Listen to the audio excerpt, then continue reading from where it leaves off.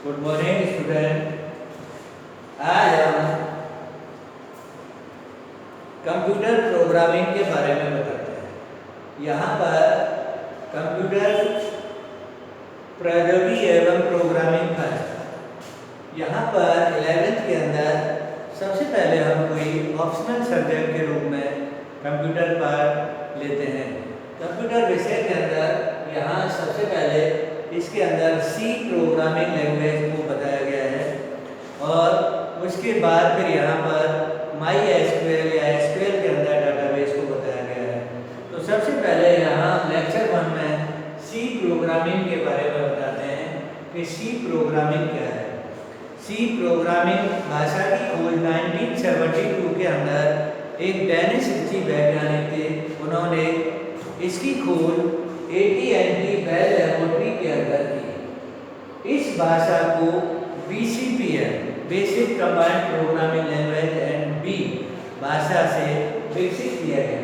अर्थात हम ये कह सकते हैं कि सी भाषा BCPL एंड बी भाषा की अग्रणी भाषा है। यहाँ पर इस भाषा को यूनिक्स ऑपरेटिंग सिस्टम और DOS ऑपरेटिंग सिस्टम दोनों पर प्रयोग किया गया।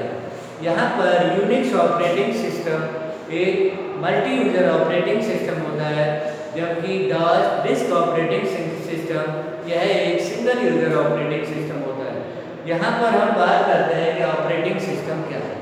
जैसे कि जब भी हम कोई कंप्यूटर के अंदर कार्य करते हैं तो हम ये सोचते हैं कि ये विंडो क्या है। विंडो नहीं, उसको ऑपरेटिंग सिस्टम कहते हैं। ऑपरेटिंग सिस्टम क्या होता है?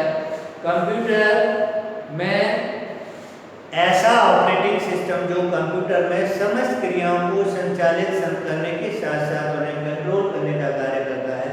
वैसे जनरली हम यहाँ पर ऑपरेटिंग सिस्टम को जनरली दो भागों में बांटा जाता है। वैसे तो इसके कई भाग हैं। यहाँ सिंगल यूजर और multi user operating system. Single user operating system में क्या होगा? एक ही समय एक ही व्यक्ति उस पर कार्य करता है, इसलिए उसको सिंगल यूजर ऑपरेटिंग सिस्टम कहते हैं। इसके उदाहरण हैं विंडो और DOS। जबकि मल्टी यूजर ऑपरेटिंग सिस्टम, इसमें एक ही समय में एक से अधिक व्यक्ति एक साथ कार्य करते हैं, तो इसलिए मल्टी यूजर ऑपरेटिंग सिस्टम कहा जाता है। इसके उदाहरण हैं यूनिक्स, लाइनक्स आदि। तो यहाँ पर हम ये कहते हैं कि यह भाषा यूनिक्स तथा DOS दोनों, मतलब single user and multi user operating system दोनों पर इसको प्रयोग किया जा सकता है। अब यहाँ नेक्स्ट आता है इसका सी भाषा के गुण। सबसे पहला गुण है इसका, यह एक लचीली भाषा है, मीन्स फ्लेक्सिबल लैंग्वेज है। इसमें क्या होता है? इसमें हम विभिन्न प्रकार के प्रोग्रामों को आसानी से बना सकते हैं। सेकेंड, इसमें लिखे गए प्रोग्रामों की गति फास्ट होती है, तीव्र होती है, क्योंकि जब भी हम कोई प्रोग्राम बनाते हैं तो उसको कंपाइल करेंगे तो कुछ नैनो सेकंड के अंदर ही उस प्रोग्राम को रन कर देता है। नेक्स्ट, यह एक हाई लेवल लैंग्वेज है, उच्च स्तरीय भाषा। इसका मतलब इसमें उच्च स्तरीय भाषा के साथ साथ इसमें निम्न स्तरीय भाषा के गुण भी विद्यमान होते हैं। इसलिए इस भाषा को सी भाषा को मध्य स्तरीय भाषा भी कहा जाता है। क्वेश्चन बनता है इसका कि सी भाषा को मिडिल लेयर लैंग्वेज क्यों कहा जाता है? क्योंकि इसमें हाई लेवल या उच्च स्तरीय भाषा के साथ साथ निम्न स्तरीय भाषा के गुण भी विद्यमान होते हैं, इसलिए इसे मध्य स्तरीय भाषा कहा जाता है। ये इसका आंसर है। इसमें लिखे गए प्रोग्राम कम स्थान घेरते हैं, इसमें प्रोग्रामों को अलग अलग खंड या ब्लॉक्स के अंदर विभक्त किया जा सकता है, व्यवस्थित किया जा सकता है, जिससे यहाँ पर हम कोई भी प्रोग्राम लिखते हैं उनको ब्लॉक वाइज लिखा जाता है, व्यवस्थित किया जाता है, जिससे क्या होगा? बड़े बड़े प्रोग्रामों को हम यहाँ पर आसानी से बनाया जा सकता है। इसमें नेक्स्ट इसका गुण है, इसमें जो भी हम प्रोग्राम यूज करते हैं, बनाते हैं, तो हम पॉइंटर का उपयोग करके बनाया जा सकता है। अर्थात हम ये कह सकते हैं यहाँ पर पॉइंटर का उपयोग करके प्रोग्रामों को आसानी से बनाया जा सकता है। इसमें प्रोग्राम विभिन्न फलनों। अब यहाँ पर हम ये इसके कुछ इस तरह के गुण थे जिनके बारे में हम यहाँ बताया गया था। अब आता है प्रोग्राम की संरचना। प्रोग्राम बनाने से पहले हम कुछ महत्वपूर्ण बातों को ध्यान में रखते हैं, कुछ परिभाषाएं हैं इसकी, उनको भी हम बताएंगे। तो सबसे पहले यहाँ हम देखते हैं प्रोग्राम की संरचना। प्रोग्राम की संरचना को दर्शाने के लिए यहाँ पर सी भाषा का प्रोग्राम विभिन्न प्रकार के फलनों का समूह होता है।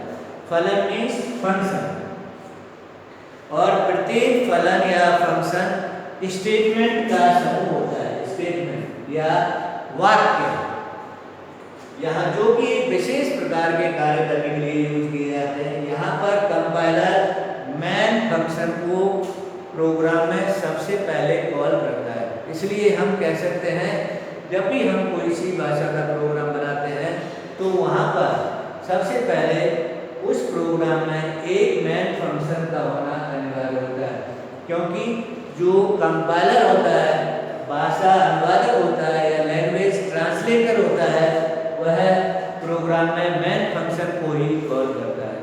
तो इसलिए यहाँ हम जानते हैं कंप्यूटर मशीनी लैंग्वेज को ही जानता है, और जो भाषा अनुवादक या लैंग्वेज ट्रांसलेटर होता है कंपाइलर।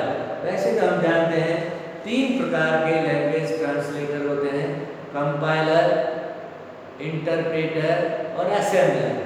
तो यहाँ C एंड C++ के अंदर कंपाइलर एक भाषा अनुवादक या लैंग्वेज ट्रांसलेटर होता है जो सोर्स प्रोग्राम को ऑब्जेक्ट कोड के अंदर कन्वर्ट कर देता है।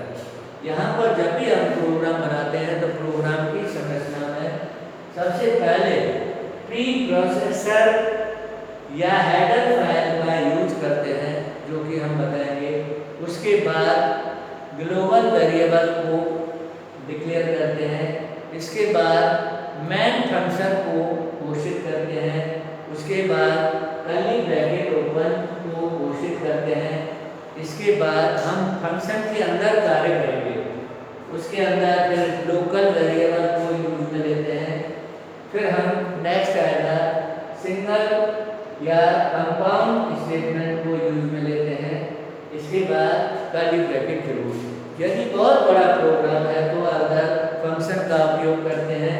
फिर हम कर्ली ब्रैकेट ओपन करते हैं।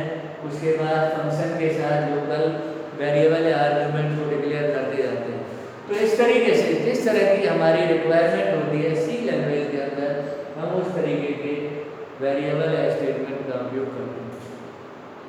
यहाँ पर हम ये कह सकते हैं कि सी भाषा के बाद 1980 के अंदर C++ लैंग्वेज को डेवलप किया गया।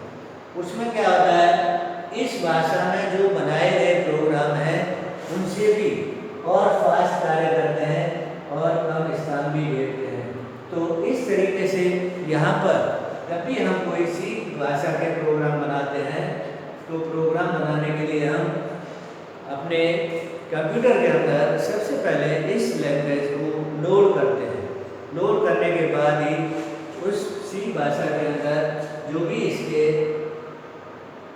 ट्रांसलेटर होते हैं, लैंग्वेज ट्रांसलेटर होते हैं, सी का कंपाइलर होगा तो स्वतः ही अपलोड हो जाता है। उसके बाद हम प्रोग्राम बनाना बताते हैं।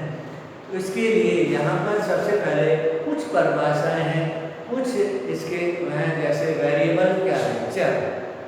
ऐसे शब्द जिसमें वैल्यू हम स्टोर करते हैं उन्हें वेरिएबल कहते हैं। इसके नियम भी अभिज्ञानक जैसे आइडेंटिफायर के जैसे होते हैं। अभिज्ञानक क्या है, ऐसे शब्द जैसे चर का नाम, फलन का नाम, सिंबॉलिक अक्षर आदि के नाम, आदि नाम यूजर के द्वारा दिए जाते हैं। इन्हीं नामों को आइडेंटिफायर कहते हैं। आइडेंटिफायर को यूज में लेने के लिए निम्न नियम होते हैं। पहला, सबसे पहला अक्षर अंग्रेजी वर्णमाला का होना चाहिए। सेकंड, पहले अक्षर के बाद दूसरा अक्षर अंग्रेजी वर्णमाला का हो सकता है, अंक हो सकता है या रेखांकन चिन्ह अंडरस्कोर साइन हो सकता है। दो शब्दों के मध्य रिक्त स्थान नहीं होता है। यहाँ पर कोई भी आरक्षित शब्दों का उपयोग नहीं होता है। जब भी हम कोई प्रोग्राम बनाते हैं तो इन नियम या रूल्स का यूज करते हैं।